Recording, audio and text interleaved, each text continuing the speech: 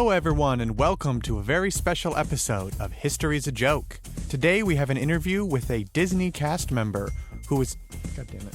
Today we have an interview with a Disney cast member who was nice enough to lend their time and talk to us about what it's like to work for the Big Mouse and work in Florida. Our upcoming episode is all about Walt and Walt Disney World.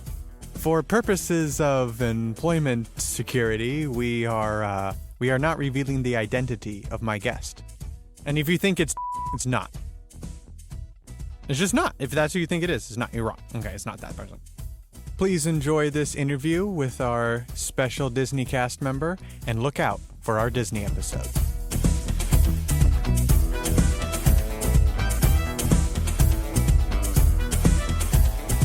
Yeah, I want to be conscious of what you're allowed to talk about.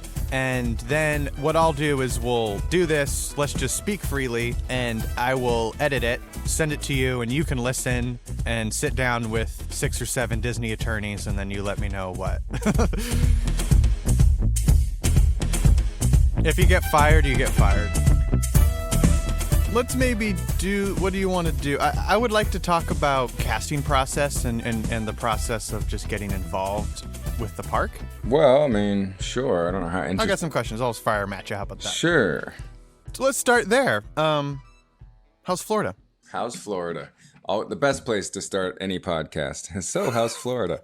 It's great. It's just about to get super hot. I mean, it's always been hot. You know, I'm from Washington State, where it's like a cool 75 in the summer. You know, for all of summer. How is it there? Is it? It's about that. Yeah. Perfect, right? Summer's great there. Everyone's like, oh, get ready, it's gonna get hot. But yeah, right now it is 93 degrees out, and it's 1 o'clock in the afternoon. Yeah. I'm getting used to the weather still. I love this aspect of Florida that it just around 2 or 3 or 4 o'clock almost every day it just starts to dump, and there's this crazy torrential rains for about 30 minutes, and then it's gone, and it's like gorgeous and sunny again. So wow, keeps you on your toes. Yeah, I would just come here since 2017. Started coming back every year. I just got to know people, and so I'd hang a little bit longer and went to Disney World and realized that, there's a lot of cool stuff here. And in the theater world and the theme park world, and just the community is really, the arts community is great. How did you first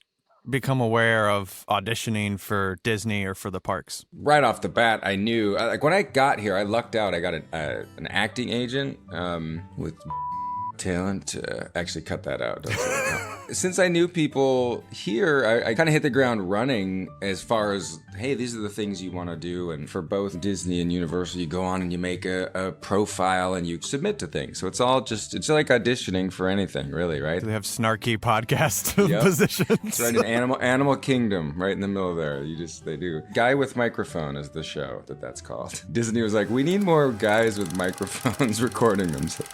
What was it then? You uploaded this thing. What did it contain? Videos, or was it just photos and written information? No. So I submitted it. Yeah, it's a self-tape, and then I got a call back for an audition, and I just went in and auditioned. I mean, it's very similar to auditioning for a theater show or anything you go into.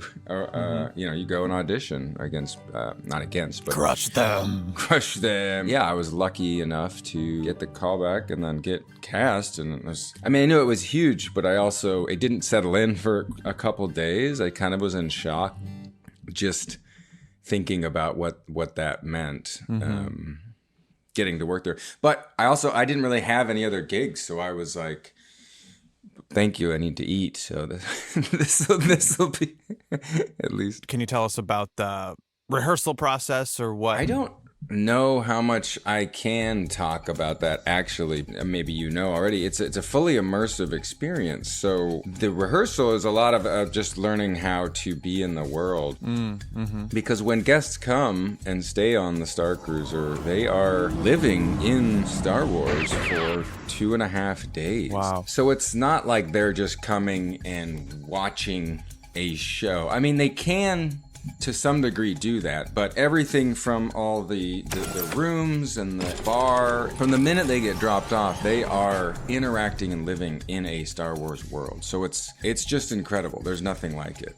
It's very different than just going and seeing a show for 2 hours that you live in and then leaving, right? Right. They are sleeping in that world. Yeah, wow. For us, it was just kind of learning how to be a person and a character and a player in that world as well. So it must have been pretty intensive rehearsal process. And do you have a lot of sort of dialogue and scenarios to memorize if someone asks this versus asking this, or is that sort of a thing? Like, yeah, and I mean, and this is getting into stuff that I really I'm not sure how much I can talk about, but there is a show there. There is a structure. There is, but it's all improv. I mean, it's all like, I guess I'll say yes. There was this giant script, right, that we had. Our goal is to get them to play and to participate in it. So as performers, we carried all of this around, and we're living in it as much as they are.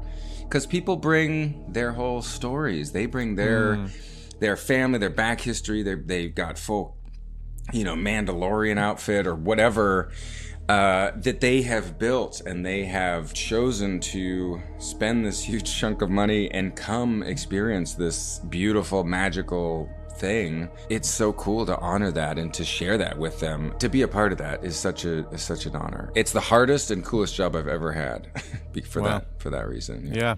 Like, I still think about things that happened on my first few cruises. Moments, just little moments. At one point, the kid came up to me and was like, "Can I take a holo scan with you? You're my favorite person on the cruise." And this was at this point where something epic was happening, and I was like, "Okay, yes, hold on, I'll we can in a moment. I've got to make sure we're safe first, right?" And then later, the dad, like at the end, is tears in his eyes. He comes up to me, he's like, "Thank you so much for my son's joy and for helping with our trip." And I don't know, it was such a beautiful, real moment, and I'll remember that for the rest of my life. And this kid who's 8 or 9, I got to experience that. It's just really cool. Yeah, wow. This is a hotel then, basically? No, Zach, it's a Galactic Star Cruiser. It is a Purgle class Shug Jabor made. It's called the Galactic Star Cruiser. It's called the Chandrila Star Lines. It's the Halcyon is the name of the ship. So it is a spaceship. It is a spaceship, of course. And the guests come and stay for 2 days, you said?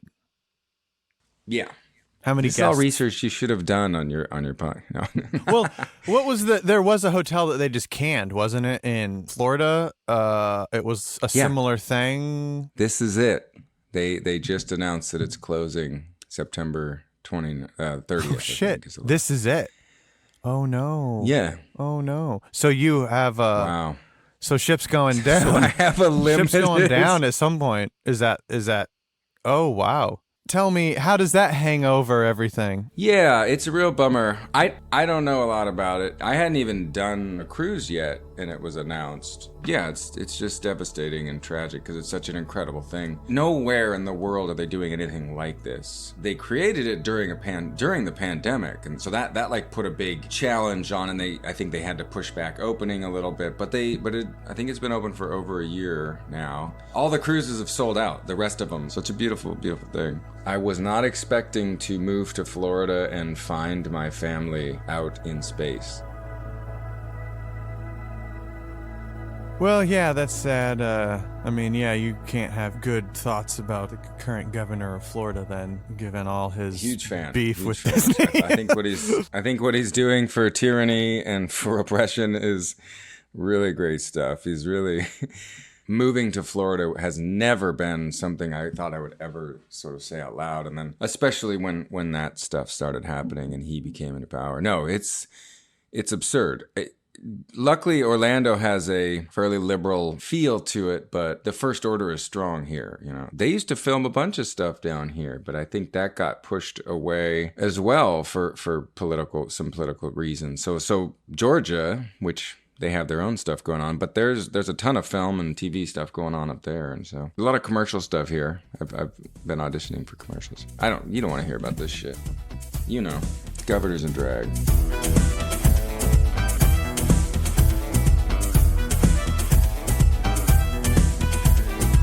Thank you so much for listening to our very special episode and interview. Up next is our episode all about Walt Disney and Walt Disney World. Coming up after that, we have the tale of Fort Mose, and later, the history of the Second Amendment. follow us at historysajokepod on Instagram and wherever you listen to podcasts. See you next time.